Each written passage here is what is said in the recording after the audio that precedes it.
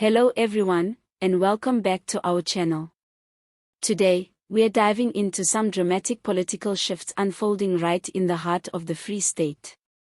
The African National Congress, the party that's ruled South Africa since 1994, has just scraped through a by-election in Ward 16, Koppies, also known as Kwakwatsi. On the surface, the ANC won. But beneath the numbers lies a political earthquake that could redefine the future of provincial politics, and maybe even send shockwaves into the 2026 local government elections. Let's break this down. Ward 16 was once a comfortable ANC stronghold. Back in the last election, they held 62% of the vote here. That's a safe majority by any standard. But in this latest by-election, the ANC plunged to just 47%. That's a massive drop of 15 percentage points. And to make matters more urgent for Luthuli House, the economic freedom fighters surged forward, jumping from 18% to a robust 35%. That's nearly doubling their support in just one electoral cycle. But it doesn't end there. What really caught many observers by surprise was the performance of the new uMkhonto weSizwe party, or MK party, launched under the influence of former President Jacob Zuma. Despite its recent poor showing on the national scene, the MK party walked away with an impressive 15% of the vote in Ward 16. For a newly formed political movement, that's no small feat, especially in a province that's traditionally been hostile to any party that challenges the ANC's dominance. Now let's zoom out and look at what this means. First, the ANC's drop is more than just a bad day at the polls, it's a warning sign. A signal that the loyalty once enjoyed in historically pro-ANC communities is beginning to erode. People are fed up. Years of empty promises, poor service delivery, deepening poverty, and local government mismanagement are finally catching up with the ruling party. And for the first time in decades, the ANC isn't just losing votes to abstention, they're losing them to political competitors. In places like Ngwede municipality and the broader Feazal Dobie district, residents have long complained about water outages, corruption in municipal contracts, unemployment, and general neglect. For many, the ANC has become a symbol of government failure rather than liberation. And this by-election proves that when an alternative is presented, whether it's the radical message of the EFF or the populist appeal of the MK party, voters are willing to take the risk and break from tradition.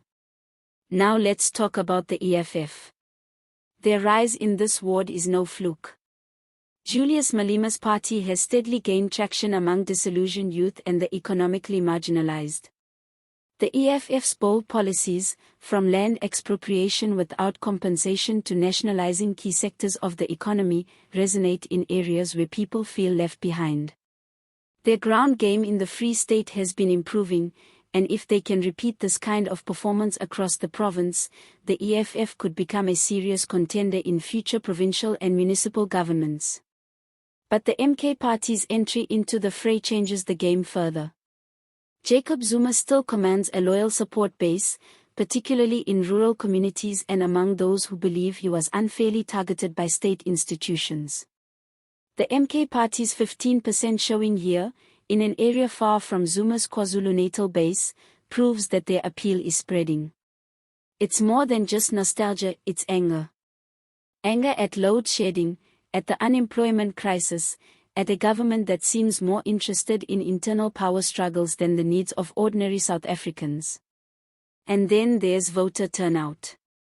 While the IEC hasn't released final turnout percentages for this by-election yet, preliminary reports suggest that youth participation remains worryingly low. Many young people, especially in places like Kwakwatsi, simply no longer believe the system can deliver. They didn't vote ANC, but they didn't vote at all. That's a crisis in itself. South Africa has one of the youngest populations on the continent, but if the youth stays out of the political process, then change becomes harder to achieve. However, this also creates a huge opportunity for parties like the EFF and MK. If they can inspire this lost generation, if they can give people a reason to believe again, they can turn symbolic wins like this into real political power. Looking ahead to 2026, the Free State is shaping up to be a major battleground. The ANC is bleeding support, and unless it makes radical changes, not just in rhetoric but in action, it could lose control of municipalities it once took for granted. The EFF, on the other hand, is well positioned to capitalize. Their rapid growth, disciplined structures, and direct messaging resonate strongly with the working class and the unemployed. But don't count out the MK party either. If Jacob Zuma continues to campaign aggressively, and if MK can build credible structures on the ground, they could fracture the ANC's base even further, particularly in areas where loyalty is tied more to Zuma than to the broader ANC brand. So where does this leave us? The Ward 16 by-election is more than a local result. It's a microcosm of a national crisis. It shows us that the old political order is no longer guaranteed. That voters, even in long-time ANC strongholds, are looking elsewhere. That the next few years in South African politics will be shaped not by what happened in 1994, but by what happens right now, in our communities, our town halls, our streets. The people of Koppies have spoken. The question is, will the rest of the Free State, and the country, follow? Let us know what you think. Are you from Ngwede or anywhere in the Feazile Dobie district?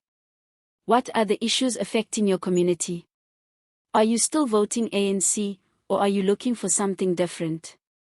Do you believe the EFF or MK party can deliver where the ANC has failed? Drop your thoughts in the comments. Don't forget to like this video, share it with someone who cares about South Africa's future, and subscribe to the channel so you never miss our deep dives into the country's political shifts. Thanks for watching, and as always, see you next time.